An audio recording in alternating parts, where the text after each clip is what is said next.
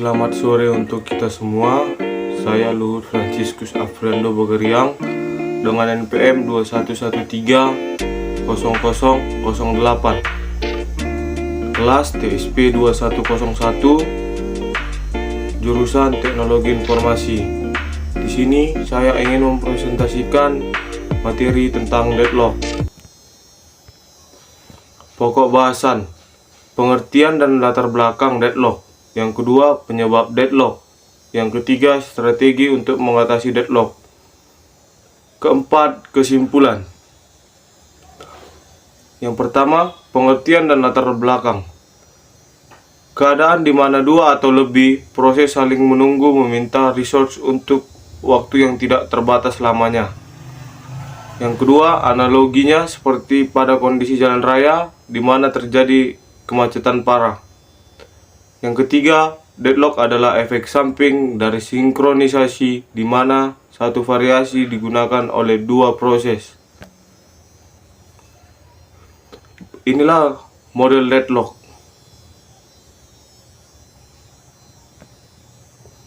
Penyebab deadlock. Yang pertama itu penyebabnya adalah mutual exclusion. Yang kedua, hold and wait.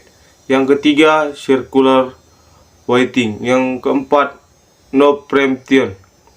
Deadlock harus memenuhi semua syarat. Prevention. Mutual exclusion membuat file pool untuk resource yang digunakan bersama-sama. Hanya ada satu proses yang boleh memakai sumber daya, dan sumber lain yang ingin memakai sumber daya tersebut harus menunggu hingga sumber daya tadi dilepaskan atau tidak ada proses yang memakai sumber daya tersebut. Hold and wait.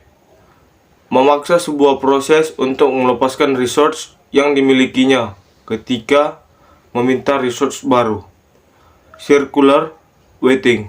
Memberikan penamanan resource berdasarkan urutan atau level. No preemption. Membolehkan adanya preemption. Sumber daya yang ada pada sebuah proses tidak boleh diambil begitu saja oleh proses lainnya. Untuk mendapatkan sumber daya tersebut, maka harus dilepaskan terlebih dahulu oleh proses yang memegangnya. Selain itu, seluruh proses menunggu dan mempersilakan. Hanya proses yang memiliki sumber daya yang boleh berjalan. Strategi mengatasi deadlock. Yang pertama itu prevention, memastikan paling sedikit suatu penyebab deadlock tidak berlaku.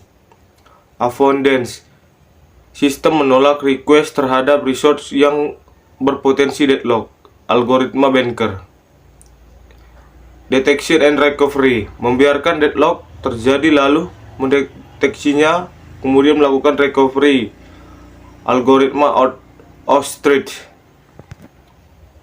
Avoidance, resource manager menolak proses yang meminta resource yang berpotensi deadlock. Jika ada permintaan resource yang maksimum digunakan, maka proses tersebut akan dipaksa untuk melepaskan resource yang sudah dimilikinya. Perlu adanya informasi tambahan. Algoritma Banker. Proses harus declare max credit resource yang diinginkan. Proses dapat block atau pending sampai resource diberikan. Banker algorithm menjamin sistem dalam keadaan safe state. Operasi sistem menjalankan algoritma Banker saat proses melakukan request resource. Saat proses terminate atau release resource yang digunakan, memberikan resource ke proses yang pending request. Metodenya scan table baris per baris untuk menemukan job yang akan diselesaikan. Tambahkan pada job terakhir dari sumber daya yang ada dan berikan nomor yang available. Ulangi 1 dan 2 hingga tidak ada lagi yang diselesaikan atau unsafe atau semua job telah selesai atau save. Misalkan terdapat N proses dan M resource. Definisikan a variable vektor atau array panjang N if a variable J sama dengan K, terdapat K instance resource jenis RG yang dapat digunakan. Max matrix N kali M. If max IJ sama dengan K, maka proses PI dapat request paling banyak K instance resource jenis RG. Allocation matrix N kali M. If allocation IJ sama dengan K, maka PI saat ini sedang menggunakan whole K instance RG.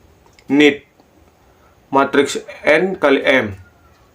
If need IJ sama dengan K, maka PI paling banyak akan membutuhkan instance RJ untuk selesai.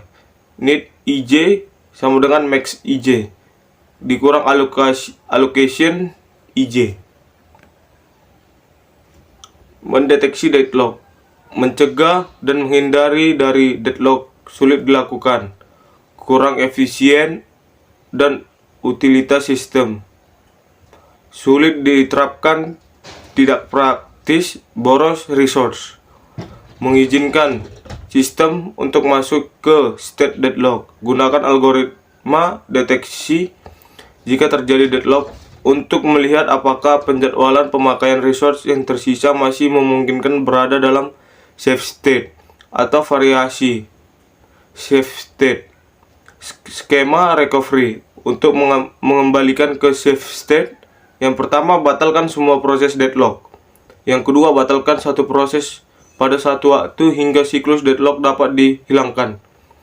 Proses mana yang dapat dipilih untuk dibatalkan?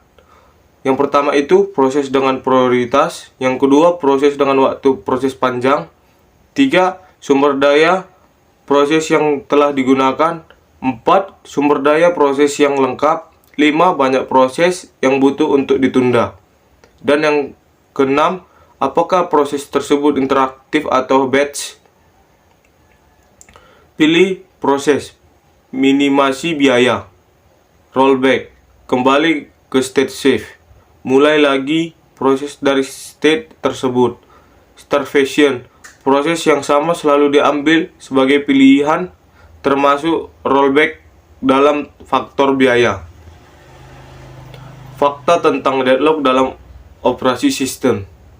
Pada Windows NT, deteksi deadlock yaitu berupa BSOD atau Blue Screen of Death. Recovery-nya adalah reboot sederhana. Pada Linux, untuk mengetahuinya apakah terjadi deadlock, yaitu menggunakan Xview untuk mengetahui proses yang menggunakan CPU 100%. Lalu kill aja proses tersebut. Kesimpulan, deadlock adalah situasi di mana satu atau lebih proses tidak akan pernah selesai tanpa adanya recovery. 4 kondisi penting untuk deadlock: mutual exclusion, hold and wait, circular wait, and not preemption. Deadlock bisa diatasi oleh berbagai strategi. Yang pertama itu prevention, avoidance, deteksi, and recovery. Demikianlah presentasi dari saya. Apabila saya ada kesalahan dalam pembacaan, saya meminta maaf. Sekian dari saya mengucapkan terima kasih.